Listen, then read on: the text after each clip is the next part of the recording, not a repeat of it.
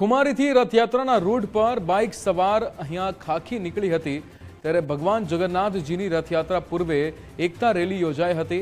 Ahmedabad police દ્વારા એકતા bike રેલીનું આયોજન કરવામાં આવ્યું હતું।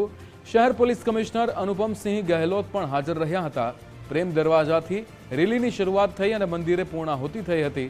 એકતા બાઇક રેલીમાં 100થી વધુ બાઇક જોડાઈ હતી ત્યારે રેલીમાં 200થી વધારે પોલીસ કર્મચારીઓ પણ સામેલ થયા હતા। શહેરમાં સર્વકોમ વચ્ચે એકતા જળવાઈ રહે તે માટે આયોજન થયું હતું। જગન્નાથજીની રથયાત્રા પૂર્વે જે અમદાવાદના સીપી સાહેબ છે તેઓ જે બાઇક યાત્રા તે એકતા યાત્રા તે કરીને અહીંયા પહોંચ્યા છે। हाँ तो सर कैसा जो दरियापुर है वहाँ से लेके जगन्नाथ मंदिर तक सेंसिटिव एरिया भी आता है, कई जगह आपका स्वागत भी हुआ। किस तरह की तैयारियाँ पुलिस की हो रही है और कितनी तैयार है पुलिस? 16 जुलाई के दिन भगवान जगन्नाथ जी की रथ यात्रा के अनुसंधान में अहमदाबाद शहर पुलिस के द्वारा बहुत दिनों से तैयारी की जा रही। उसमें पर्पस ये है कि पब्लिक में इतना कॉन्फिडेंस क्रिएट किया जाए कि पब्लिक और पुलिस मिलके भगवान जगन्नाथ जी की रथ यात्रा अच्छे से निकाल सकें। उसी के भागरूप आज एक एकता बाइक रैली का जो है आयोजन किया गया, जिसमें भगवान जगन्नाथ जी की कृपा से बहुत सारे दूसरे थीम भी साथ में शामिल थे कि हमारा जो बंदोबस्त अच्छे से जाए भी, हमारा अहमदाबाद और साइबर माफियाओं से सुरक्षित रहे, हमारी बहनों की भी इज्जत इस शहर में खूब रहे।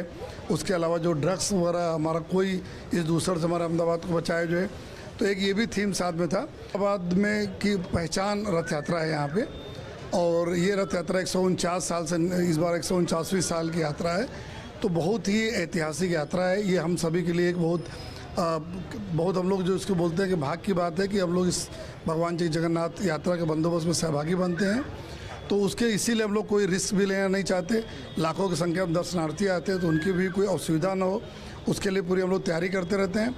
और मैं यही बोलूँगा कि ये यात्रा में इस बार हम लोग थोड़ा टेक्नोलॉजी का ज़्यादा यूज़ कर रहे हैं, फेस रिकॉग्निशन सिस्टम का यूज़ कर रहे हैं, जिसमें कोई भी एंटी सोशल एलिमेंट्स या कोई पिक पॉकेटर्स वगैरह आए तो तुरंत इमीडिएटली आइडेंटिफाई कर सके। અને રથયાત્રા શાંતિ અને સુરક્ષા સલામતી સાથે નીકળે તેવા નેમ સાથે આજે એકતા બાઇક રેલીનું પણ આયોજન કરવામાં આવ્યું હતું।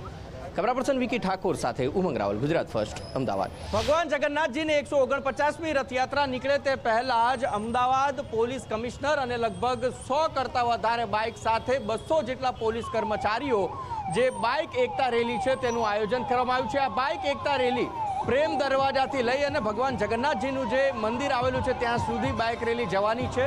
બાઇક રેલીની અંદર કેટલાક એવા પોઈન્ટ છે કે જ્યાં કોમી એખલાસનો પર્યાય છે બતાવવામાં આવશે। સાથે જ અમદાવાદ પોલીસ કમિશનર જે છે તેમનું સ્વાગત કરવામાં આવશે।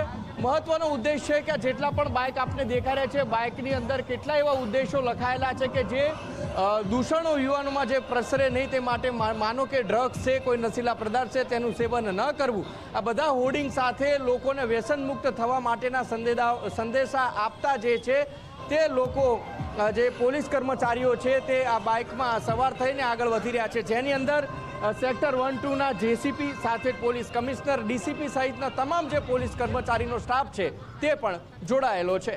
કેમેરા પર્સન વિકી ઠાકોર સાથે ઉમંગ રાવલ, ગુજરાત ફર્સ્ટ, અમદાવાદ।